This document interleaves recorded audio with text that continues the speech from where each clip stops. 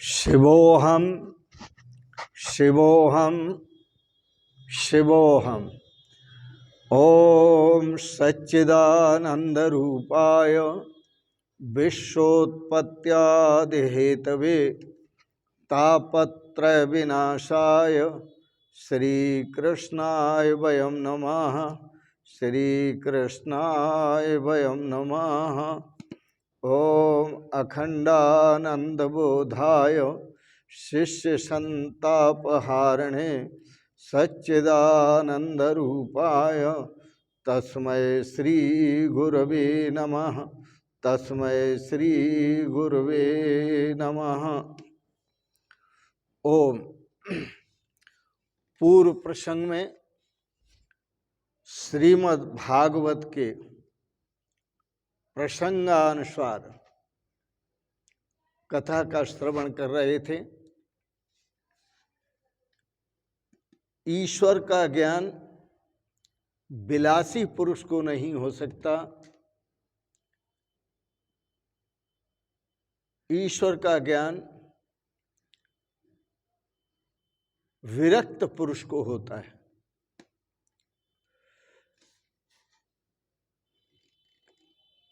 अधिक जानकारी के लिए आप गीता दर्शन का आलोडन करें, गीता पढ़ें। गीता में आपको पूरा संदेश मिलेगा कि इस ज्ञान का जो अधिकारी है वो कौन है।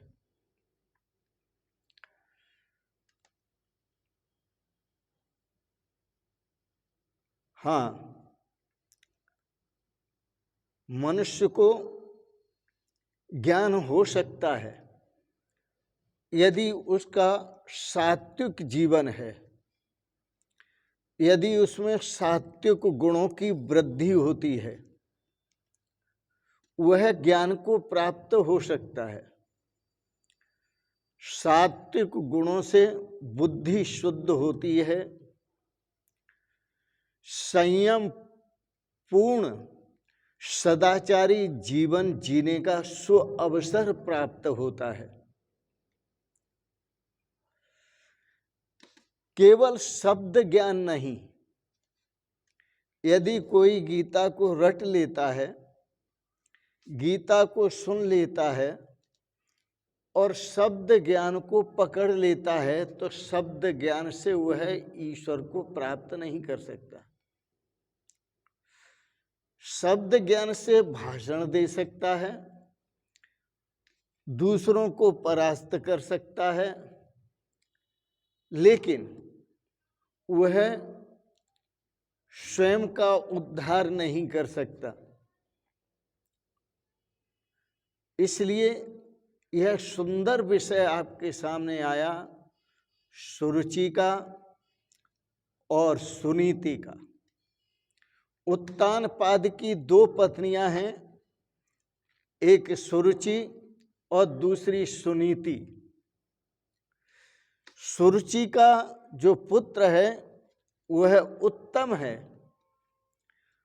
उत्तम, सुरुचि का पुत्र उत्तम का मतलब है क्षणिक सुख, जो क्षणिक सुख देता है। और वह क्षणिक सुख जो उत्तम है वह विषयानंद है, वह भोगानंद है, जो इंद्रियों के और विषयों के संयोग से प्राप्त होता है। जो क्षणिक सुख मिलता है वह सुख नहीं है, वह केवल सुख का आभास मात्र है। और यह सुख का आभास मात्र कैसा है, इसे भी थोड़ा समझ लें। जैसे आपके शरीर में खुजली होती है और आप उस खुजली को खुजाते हैं तो आपको बड़ा अच्छा लगता है। जब आप खुजली को खुजाते हैं तो आपको बड़ा अच्छा लगता है। और खुजाने की आपकी इच्छा होती है,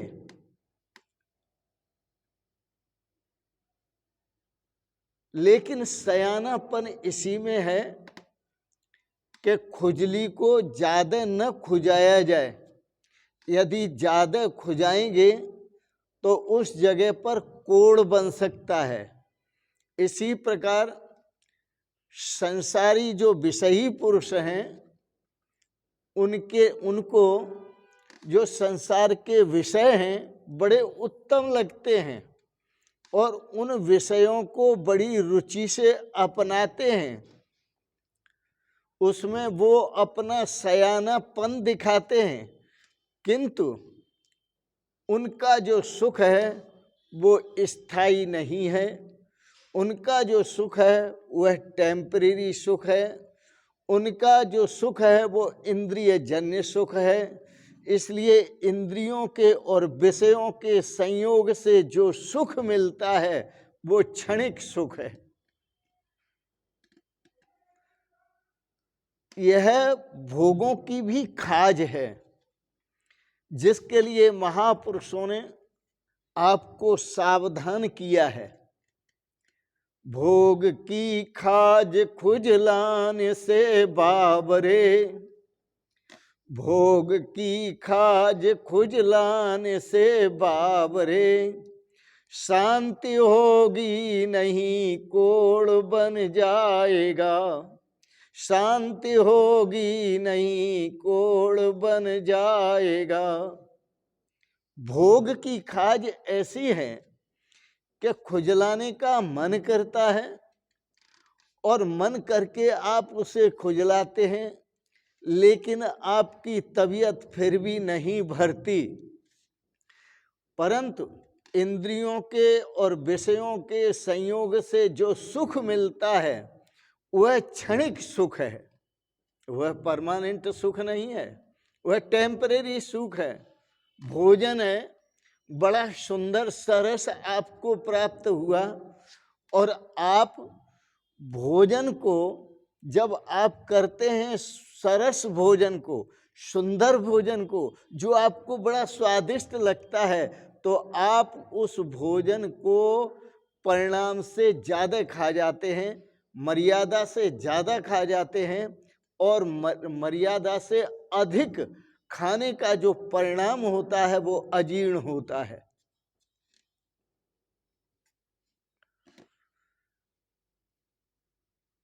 और वह भोजन इतना स्वादिष्ट कि आपको और खाने का मन करता है, परंतु अधिक खाने के कारण जब शरीर में अजीर्ण हो जाता है तो फिर आपको गोलियां खानी पड़ती हैं।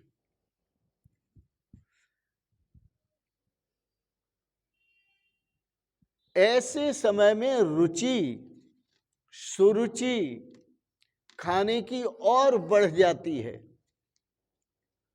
और खाने को मन करता है, किंतु जो नीति है, सुनीति है, वो मना करती है। उत्तानपाद की दो पत्नियां, सुरुचि और सुनीति। सुंदर भोजन देख करके सुरुचि बढ़ती है और अधिक खाते हैं, अजीर्ण हो जाता है। सुनीति आपको मना करती है कि अधिक नहीं खाना है।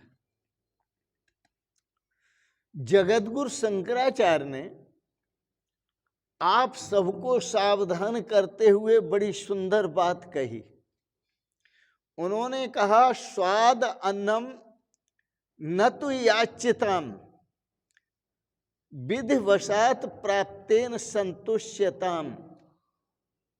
जो स्वादिष्ट अन्न है, आपको सरस लगता है, बहुत स्वादिष्ट लगता है, ऐसे अन्न को मत मांगो, सब और लाओ खाने के लिए।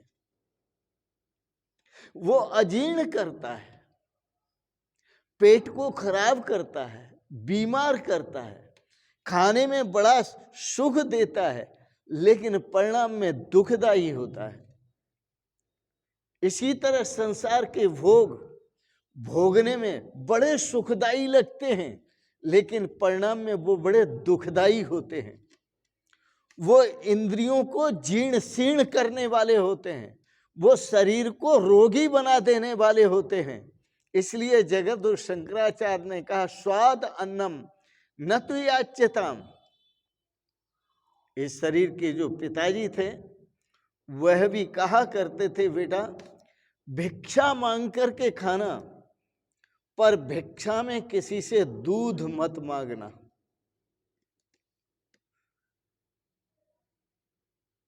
पूड़ी कचौड़ी सुंदर स्वादिष्ट भोजन किसी से मत मांगना।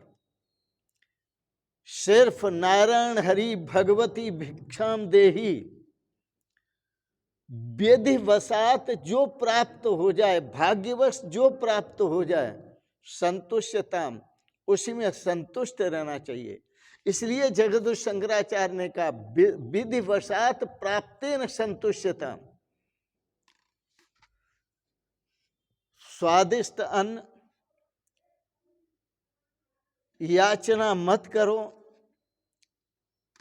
जो विधिवशात प्राप्त हो उसी में संतुष्ट रहो। एक विशेष संदेश, स्वादिष्ट अन्न खाने वाला भजन नहीं कर सकता, क्योंकि उसका जीवन रजोगुणी होता है। उसमें रजोगुण आत्मक गुणों की वृद्धि होती है, और रजोगुण आत्मक गुणों की वृद्धि होने से उसका जीवन रजोगुण प्रधान होता है, वह भजन नहीं कर पाएगा। नीति का फल, सुनीति का फल आरंभ में कष्टदायी जरूर है। इसलिए संत महापुरुष, भक्त महापुरुष सब व्रत करते हैं और थोड़ा खाते हैं, और व्रत करते हुए भगवान का भजन करते हैं, चिंतन करते हैं, क्योंकि वो जानते हैं अधिक खाना दुखदाई है। तो सुरुचि संसार के स्वादिष्ट अन्न में होती है, सुरुचि संसार के विषयों को भोगने में होती है। इसलिए सुरुचि को महत्व नहीं देना है, क्योंकि हमने यह मानव जीवन जो मिला है वो भगवान की भक्ति के लिए मिला है, भगवान के भजन के लिए मिला है। विषयानंद प्रारंभ में बड़ा सुखदायी होता है, परंतु परिणाम में बहुत दुखदायी है। और सुनीति से प्राप्त जो ब्रह्मानंद है प्रारंभ में बड़ा कष्टदायी होता है, लेकिन परिणाम में बहुत सुखदायी होता है। फिर कहूं, विषयानंद प्रारंभ में अमृतोपमम, अमृत जैसा लगता है, लेकिन परिणाम में बहुत दुखदायी है। इतना दुखदायी है कि पुनरपि जननम पुनरपि मरणम पुनरपि जननी जठरे सहीनम, बार बार जन्मना, बार बार मरना, बार बार माँ के गर्भ में जाना, मल मूत्र ऊपर से, मुंह के ऊपर से बहना, इस सब कष्ट सहन करना पड़ता है विषय आनंद में आसक्त होने से। और ब्रह्मानंद में, जो ब्रह्मानंद का उपयोग होता है, तो जिसका जीवन शुद्ध है, पवित्र है, उसको भजनानंद मिलता है, उसको ब्रह्मानंद मिलता है। उसका जो आनंद है वो टिकाऊ है, उसका आनंद जो है वो स्थायी है, उसका आनंद जो है वो है परमानेंट है। तो यह आनंद सुनीति के अधीन है। यह आनंद जो प्राप्त होगा वो सुनीति से प्राप्त होगा। इसलिए आप नीति के अधीन रहकर, सुनीति के अधीन रहकर अपने जीवन को पवित्र बनाओ, क्योंकि जो सुनीति के अधीन रहता है उसका जीवन पवित्र बनता है और उसे ईश्वरीय ज्ञान प्राप्त होता है। और सुनीति से ध्रुव की प्राप्ति होती है, क्योंकि सुनीति के यहाँ जो जन्म हुआ वो ध्रुव का हुआ। ध्रुव का मतलब है अटल, ध्रुव का मतलब है अचल, ध्रुव का मतलब है अविनाशी, ध्रुव का मतलब है सदा रहने वाला जो सुख है, सदा रहने वाली जो शांति है, सदा रहने वाला जो आनंद है, वह प्राप्त होता है। ध्रुव सुनीति का पुत्र है। ध्रुव का तात्पर्य अविनाशी सुख है। ध्रुव का तात्पर्य परमानेंट सुख है, परमानेंट आनंद है, जिसका कभी विनाश नहीं होता। जो सुनीति के अधीन है उसे ध्रुव ब्रह्मानंद की प्राप्ति होती है, क्योंकि ब्रह्मानंद ही ध्रुव है। ध्रुव मत सदा रहने वाला ब्रह्मानंद का जो आनंद है वही परमानेंट आनंद है, वही शाश्वत आनंद है, वही सदा रहने वाला आनंद है। तुम्हारे सामने अब विचार करो, दोनों आनंद हैं। विषयानंद भी सामने है और ब्रह्मानंद भी सामने है। आप किसे पसंद करेंगे ये आप पर निर्भर करता है। आप विषयानंद को पसंद करते हैं या परमानंद को पसंद करते हैं, ब्रह्मानंद को पसंद करते हैं, ये आप पर निर्भर करता है। अब इनमें जो पसंद करने योग्य है, संत महापुरुषों का संदेश, वह ब्रह्मानंद ही पसंद करने योग्य है, वह परमानंद ही पसंद करने योग्य है। विषयानंद पसंद करने योग्य नहीं है। तो पहला आनंद विषयानंद क्षणिक का आनंद है और दूसरा आनंद ब्रह्मानंद परमानेंट आनंद है, जो सदा अनंत सुख और शांति का दाता है, सदा परमानेंट सुख और आनंद का दाता है। आप निवेदन के साथ ब्रह्मानंद को चुने और ब्रह्मानंद में ही जीवन का आनंद है, जीवन का शाश्वत सत्य है, जीवन की सार्थकता है, जीवन की सफलता है, जीवन का श्रेय है। ब्रह्मानंद की प्राप्ति में ही जीवन का सौभाग्य है और जीवन का आनंद है, परमानंद है। इन शब्दों के साथ आज के प्रसंग को विराम देते हुए आपने बड़े प्रेम और श्रद्धा से श्रीमद् भागवत के प्रसंग को श्रवण किया, इसके लिए बहुत बहुत अनुग्रहित हैं और आप सबके प्रति कोटि से मंगलमयी शुभ कामनाएं करते हुए भगवान आपको सपरिवार सदा स्वस्थ और सुखी रखें।